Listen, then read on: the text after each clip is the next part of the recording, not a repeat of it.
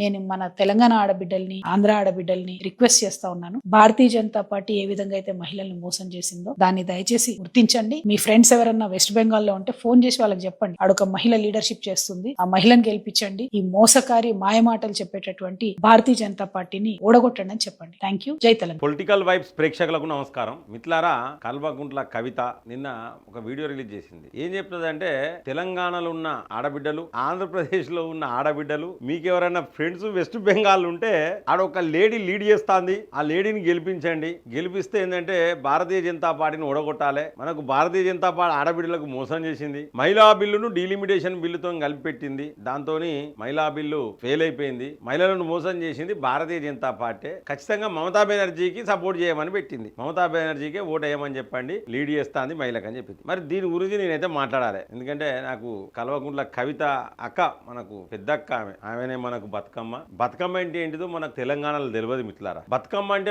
తెలియజెప్పిందే కల్వకుంట్ల కవిత అక్క. ఇవాళ బీఆర్ఎస్ లో లేదు, ఇవాళ అదే టీఆర్ఎస్ లో లేదు. అయినా కల్వకుంట్ల అని ఇంటి పేరుతోనే పోతుంది అక్క. వాళ్ళ నాయన అంటే ఇప్పుడు ప్రస్తుతానికి ద్వేషమే ఉంటది, వాళ్ళ అన్న అంటే ద్వేషమే ఉంటది, వాళ్ళ బావ హరీష్ రావు అంటే కూడా ద్వేషమే ఉంటది. అయినా కల్వకుంట్ల ఇంటి పేరుతోనే పోతుంది. అక్కకు మరి కొంచెం నేను ఒక రిప్లై ఇవ్వాలి. కాబట్టి ఆ రిప్లై చూసే ముందు మీరు ఈ యొక్క వీడియోను లైక్ చేయండి, మీ యొక్క అభిప్రాయాన్ని కామెంట్ బాక్స్ లో రాయండి. సబ్స్క్రైబ్ చేయండి వాళ్ళు మన ఛానల్ సబ్స్క్రైబ్ చేయండి, బెల్ బటన్ నొక్కడం మర్చిపోకండి మిత్రులారా.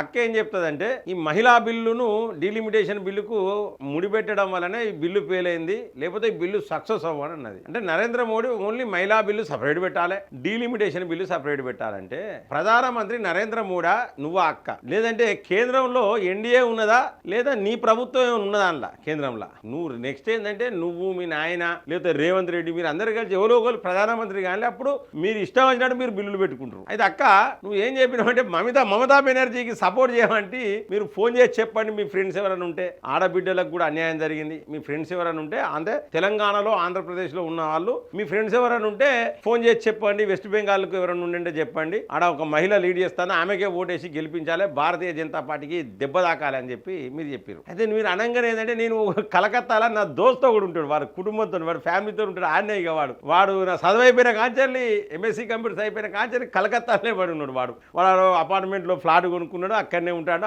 ఆడనే ఓటు, ఆడనే కథ, అక్కడ అమ్మాయినే పెళ్లి చేసుకున్నాడు, కలకత్తా అమ్మాయినే పెళ్లి చేసుకున్నాడు. నేను వానికి ఫోన్ చేసిన, అరే ఏం సంగతిరా, మరి కలకత్తాలో మరి ఎలక్షన్స్ ఉన్నాయి కదా, మరి ఇక్కడ మాకు కల్వకుంట్ల కవిత ఇట్లా ఆమెకే సపోర్ట్ చేయాలి, ఆమెకే ఓటు వేయాలని చెప్పింది, మరి నువ్వు ఎవరికి ఎత్తానవరా అంటే పొల్లు తిట్టిండు వాడు నన్ను. ఇక అటు మమతా బెనర్జీని తిట్టిండు, తర్వాత అక్కని తిట్టిండు, తర్వాత నన్ను తిట్టిండు. నీకు సిగ్గులే ఆరా అన్నాడు నన్ను డైరెక్ట్.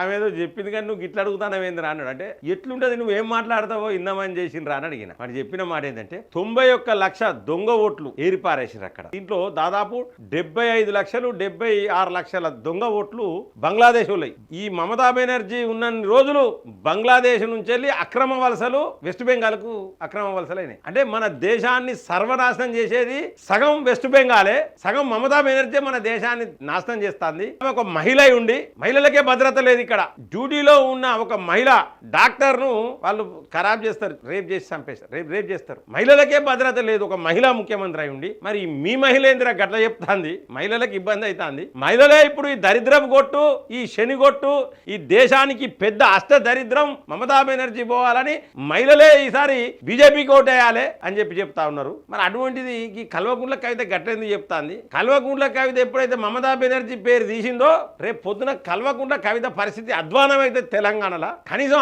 ఆమె సీటు కూడా ఆమె గెలిచే పరిస్థితి ఉండదు, మమతా బెనర్జీ పేరు కనుక ఆమె నోటితో తీస్తాయని చెప్పి మిత్రులారా.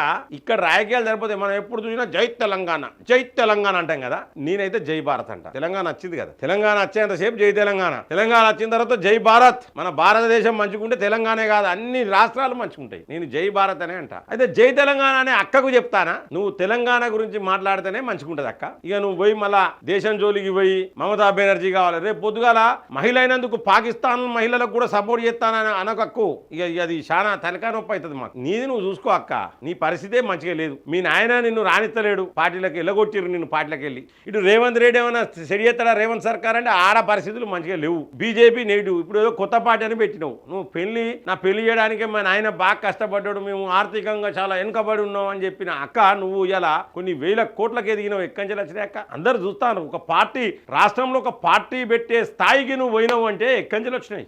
ఇంత డబ్బు ఎక్కడి నుంచి వచ్చింది? ఇంత సడన్ సడన్ గా మరి మాకైతే వస్తలేవు అక్క, మేము ఎంత కష్టపడ్డా మాకు అంత కోట్లు అన్ని కోట్లు వస్తలేవు. ఎక్కడి నుంచి వచ్చినాయి? మాకు తెలుసు మీ రాజకీయం ఏంది, మీ కథ ఏంది, మీ పార్టీలకు వెళ్ళి మీ నాయన నిన్ను ఎందుకు వెళ్ళగొట్టిండు, నువ్వేం చేసినావు, ఇవాళ ఏదో క్లీన్ చిట్ రాగానే ఆగుతలేవు అక్క.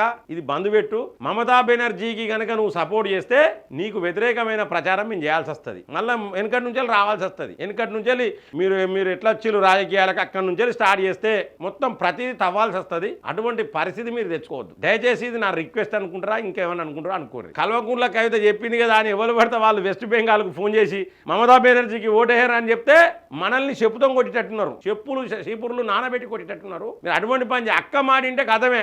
అక్క మాడినందుకే కేజ్రీవాల్ గారి జీవితం నాశనం అయిపోయింది.